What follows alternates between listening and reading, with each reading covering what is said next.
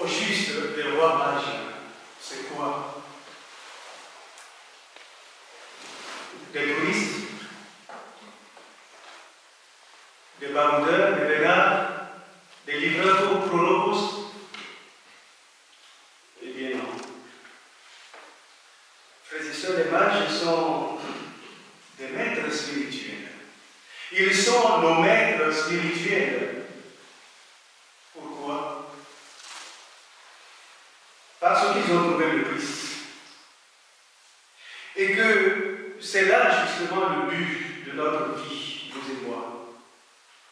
Rencontrer le Christ. Alors, il faut le regarder, voir ce qu'ils ont fait, ces rois mages.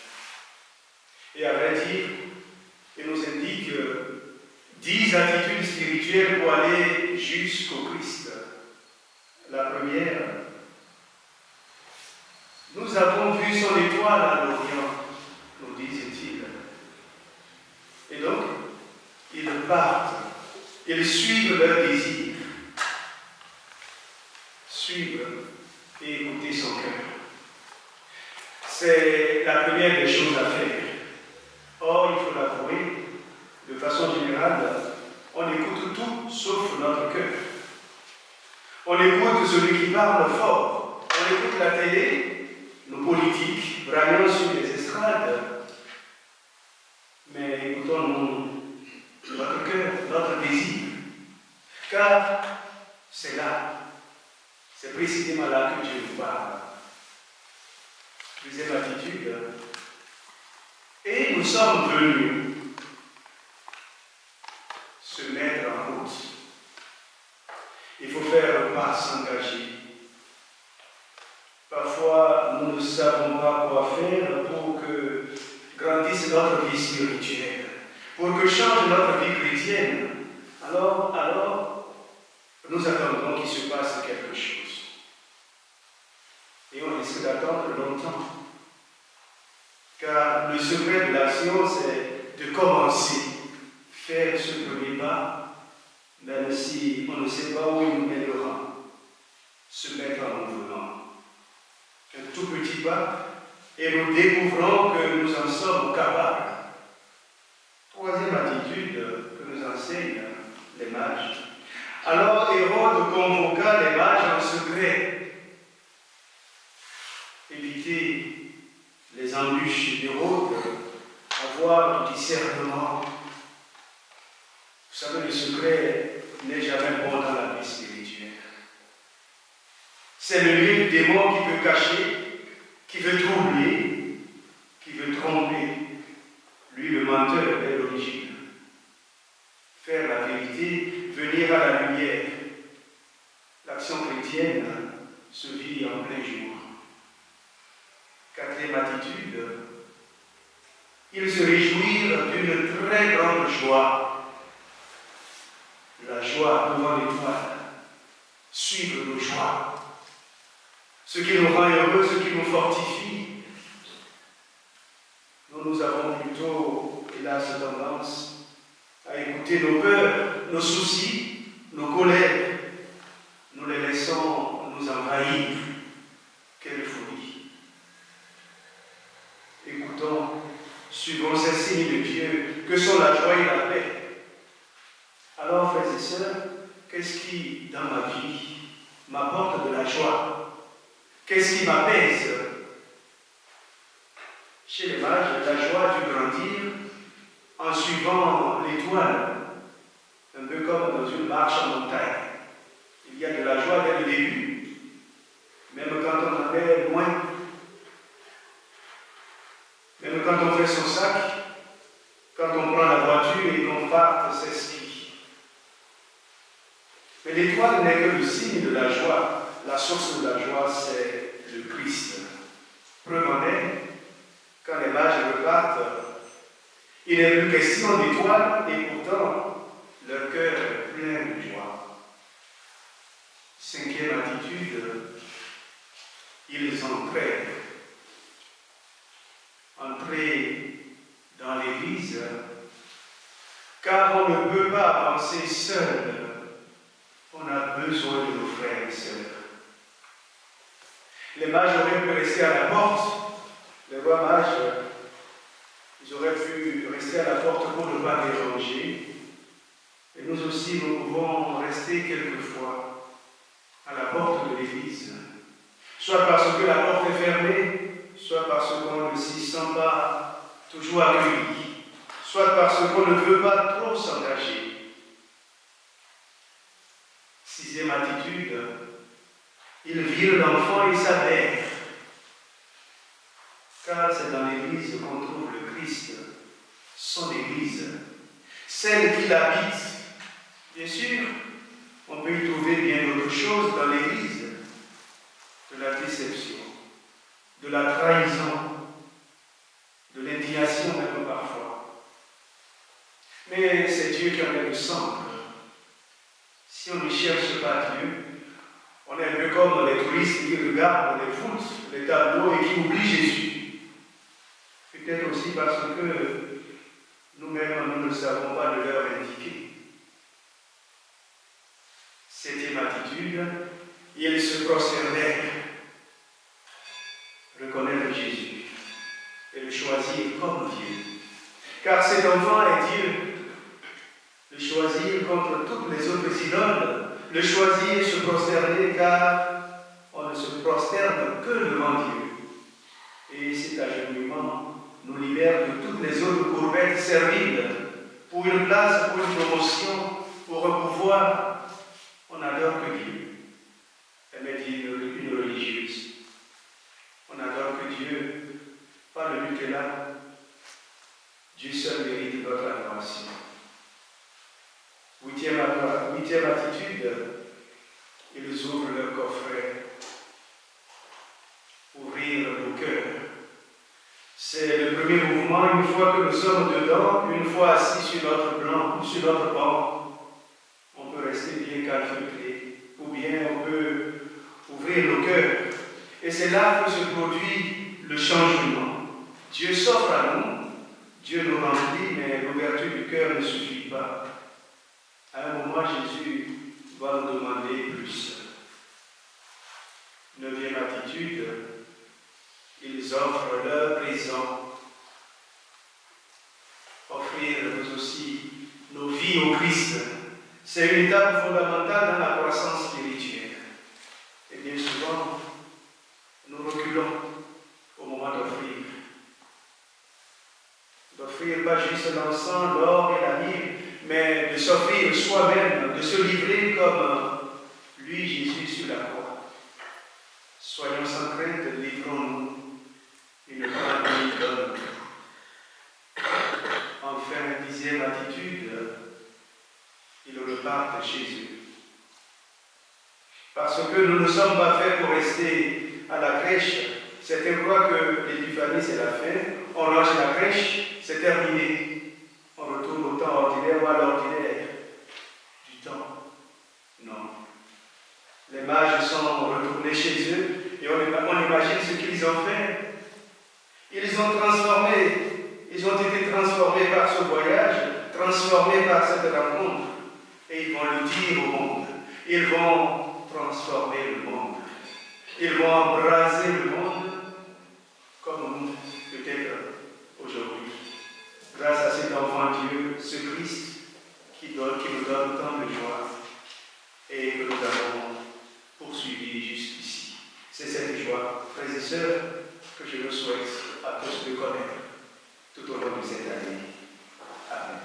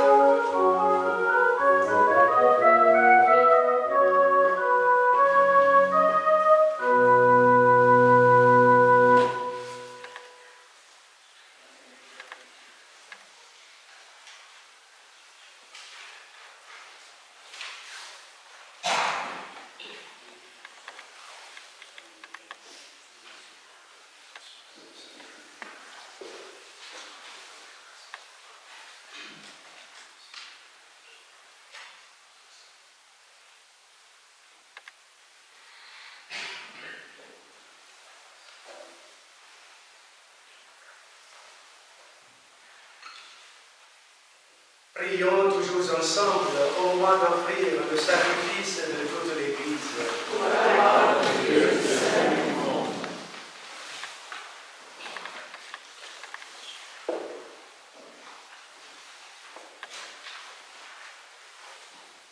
Regarde avec bonté, nous t'en prions, Seigneur, les dons de ton Église qui ne t'offrent plus ni l'or, ni l'encens, ni la myrrhe, mais celui que ses présents révélaient, qui s'immole et se donne en nourriture, Jésus le Christ, lui qui vit et règne pour les siècles des siècles. Amen. Le Seigneur soit avec vous.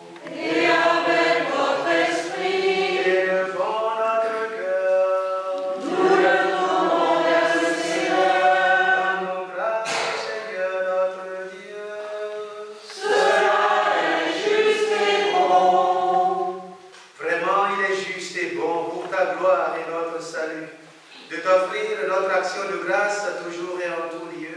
Seigneur Père très saint, Dieu éternel et dont l'amour est tout-puissant. Aujourd'hui, tu as dévoilé dans le Christ le mystère de notre salut pour que tous les peuples en soient illuminés. Et quand le Christ s'est manifesté dans notre nature mortelle, tu nous as renouvelés par la gloire de son immortalité. C'est pourquoi avec les anges et les archanges, avec les puissances d'en haut et tous les esprits bienheureux, nous chantons l'hymne de ta gloire et sans fin, nous proclamons.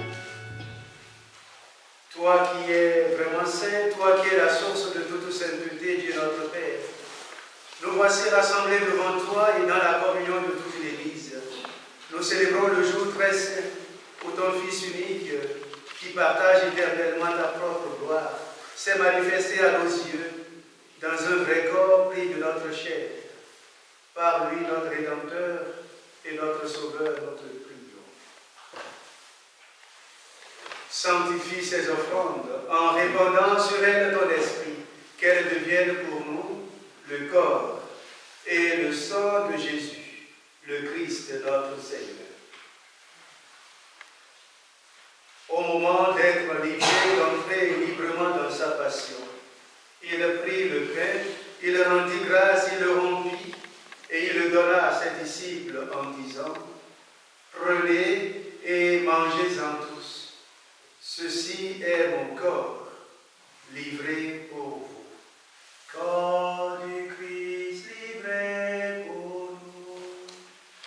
Corps du Christ livré pour nous. Oh Seigneur, mon Dieu.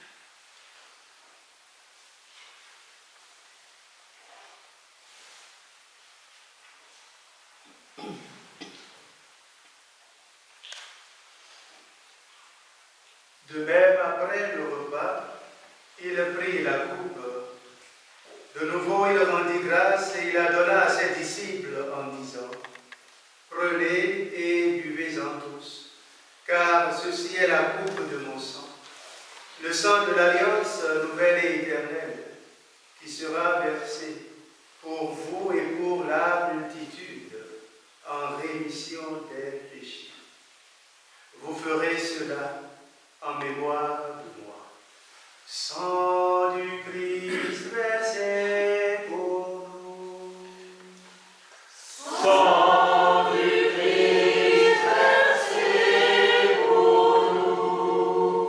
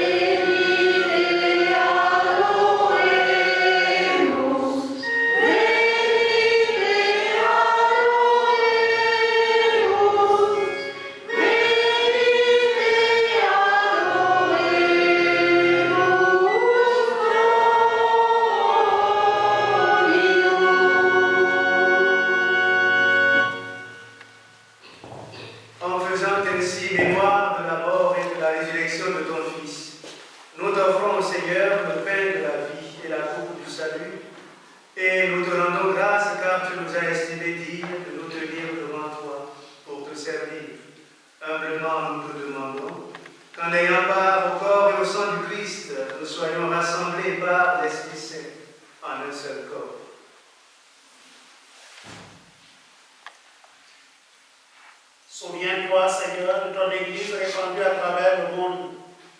Fais-la grandir dans ta charité en union avec notre pape François, notre évêque Alain, son coadjuteur Bruno et tous les évêques, les prêtres et les diacres. Souviens-toi de Simon Michel. Souviens-toi de Gabriel et Marie Deville. Souviens-toi du pape Benoît XVI et de l'abbé Jacques Zerbo, que tu as appelés auprès de toi. Puisqu'ils ont été unis à la mort de ton Fils, accorde-leur de participer à sa résurrection. Souviens-toi aussi de nos frères et sœurs qui se sont endormis dans l'espérance de la résurrection. Et souviens-toi dans ta miséricorde de tous nos défunts. Accueille-les dans la lumière de ton visage. Sur Françoise Catala, malade, sur tous nos malades, et sur nous tous ici réunis, Seigneur, nous implorons ta bonté. Permets qu'avec la Vierge Marie, la bienheureuse Mère de Dieu, avec Saint Joseph son époux, les apôtres et tous les saints qui ont fait ta joie au long des âges, nous ayons par la vie éternelle, et que nous chantions ta louange et ta gloire par ton Fils Jésus le Christ.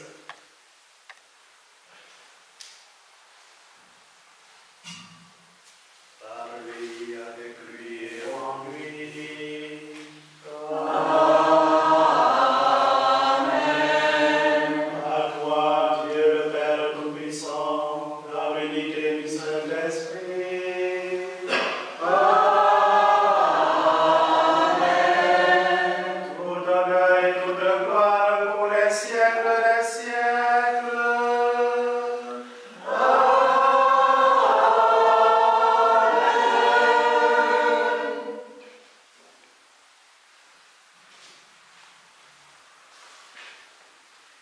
Comme nous l'avons appelé du Sauveur selon son commandement, nous avons dit.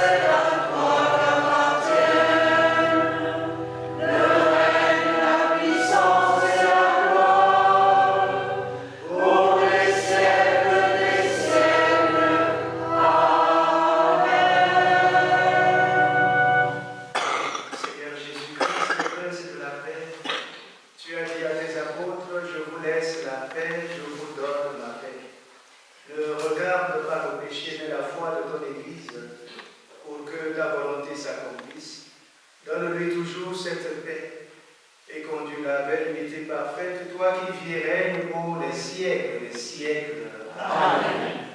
Que la paix du Seigneur soit toujours avec vous. Et avec votre esprit. Frères et sœurs, dans la charité du Christ, offrons-nous ainsi nous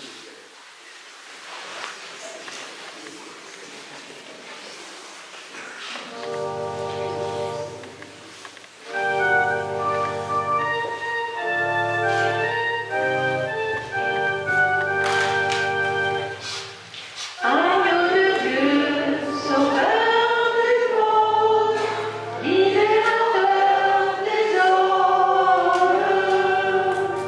Agneau de Dieu, sauveur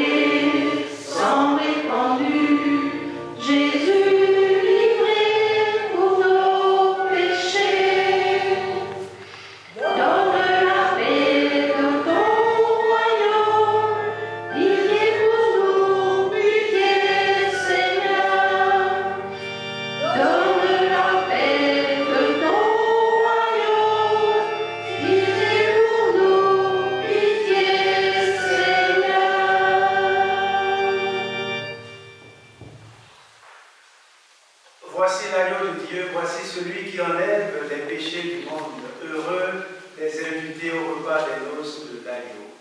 Seigneur, je ne suis pas digne de te recevoir, mais dis seulement